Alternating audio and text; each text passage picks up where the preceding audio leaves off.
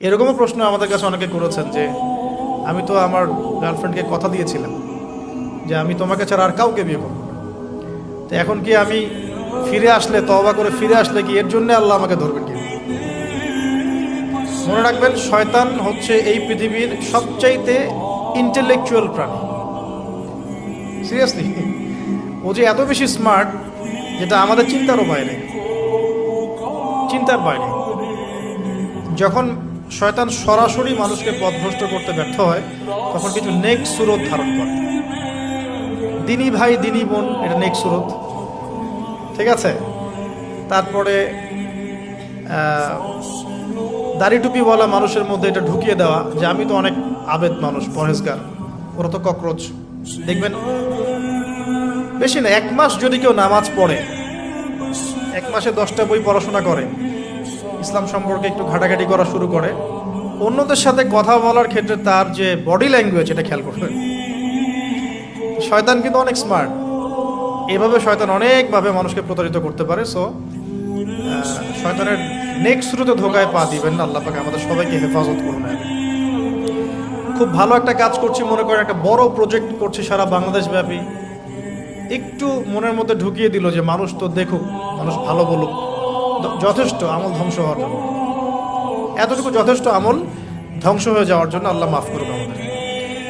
তো প্রথমে প্রিয় ভাই, তওবা করে ফিরে আসা, যার যার হক তাকে তাকে ফেরত দিয়ে দেন। এরপরের সবচাইতে ইম্পর্টেন্ট জায়গাটাই হচ্ছে ইলম অর্জন করা। যেখানে আছেন সেখানেই থাকবেন, মানে যে যে প্রতিষ্ঠানে যে সাবজেক্টে পড়ছেন, এখন আপনাদের প্রায় জীবনের 20টা বছর চলে গেছে। এখন সবার পক্ষে আবার ইউটার্ন করে জিরো থেকে স্টার্ট করা পসিবল, এবং এটা বুদ্ধিমানের কাজও হবে না, এটা বুদ্ধিমানের কাজও হবে না। ওই সেকশনে যারা আছেন তাদের সংখ্যা কিন্তু প্রচুর, যারা দিনী লাইনে পড়াশোনা করছেন, ঠিক আছে। আল্লাহ চাইলে তাদের মধ্য থেকেই ইনশাআল্লাহ এমন অনেক বড় বড় মুফতি, মুহাদ্দিস, ইমাম তৈরি হবেন যারা ধর্মীয় অঙ্গনে নেতৃত্ব দিবেন। আর যদি দেখা যায় তারা তাদের দায়িত্ব পালন না করেন, তখন আল্লাহ পাক জেনারেল থেকে মানুষ উঠায় নিয়ে আসবেন।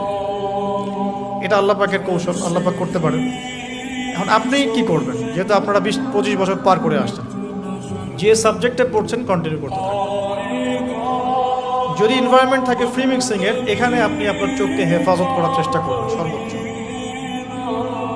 এ ব্যাপারে আমি একটা বই সাজেস্ট করি, এই বইটা পড়লে ইনশাআল্লাহ আপনার অন্তরের মধ্যে এই বিষয়গুলো কমে আসবে ইনশাআল্লাহ। সেটা হলো তাসকিয়া, ও আরেক নামে এসেছে, সেটা হলো তাসাউফ ও আত্মশুদ্ধি।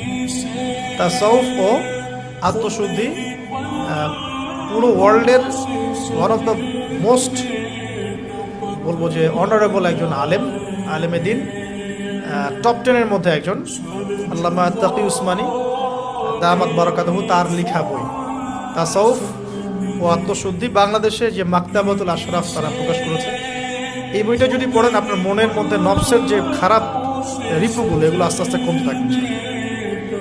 এবং এই বইটা আমি বলি যে বারবার পড়া উচিত, বারবার পড়া উচিত। হ্যাঁ, তো আল্লাহ তৌফিক দান করুন। এখন পুরোপুরি ট্র্যাক চেঞ্জ করতে যাবেন না, আপনি আপনার ট্র্যাকেই থাকবেন। এখন এই ট্র্যাকে থেকে আপনি কিভাবে ইসলামিক বেসিক জ্ঞান অর্জন করবেন, কিভাবে পসিবল? কঠিন, অসম্ভব কিছু না, কঠিন। আমি অভিজ্ঞতা থেকে বলি আমার মতো করে। ফার্স্ট অফ অল, একজন বিজ্ঞ কারি সাহেব, হাফেজে কোরআন বা কারি, প্রাথমিক স্টেজ বলছি, বিজ্ঞ একজন কারি সাহেব বা হাফেজে কোরআন, যার সাথে আপনার ভালো সম্পর্ক বা যাকে আপনি চিনেন, রিনাউন্ড বা যিনি খুব কোঅপারেটিভ, আপনাকে সময় দেন, টাইম দেন, এরকম কারো কাছে গিয়ে আপনি কোরআন তেলাওয়াত করা শিখবেন আগে। ফার্স্ট অফ অল এটা কাজ, কোরআন তেলাওয়াতটা আগে শিখবেন।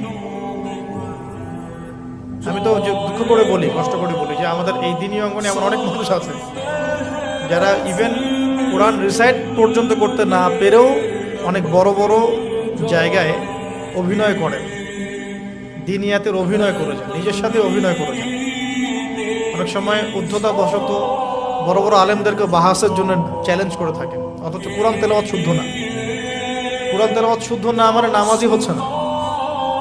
কোরআন তেলাওয়াত শুদ্ধ না মানে কি? নামাজ হচ্ছে না। কবুল করার মালিক তো আল্লাহ, শর্ত তো এটা। কবুল করার মালিক তো আল্লাহ। আল্লাহ পাক চাইলে কেউ এক ওয়াক্ত নামাজ না পড়লেও তওবা করে ফিরে আসছে মওতের আগে, হয়তো আমরা জানি না, আল্লাহ মাফ করে দিয়েছে, হতে পারে না?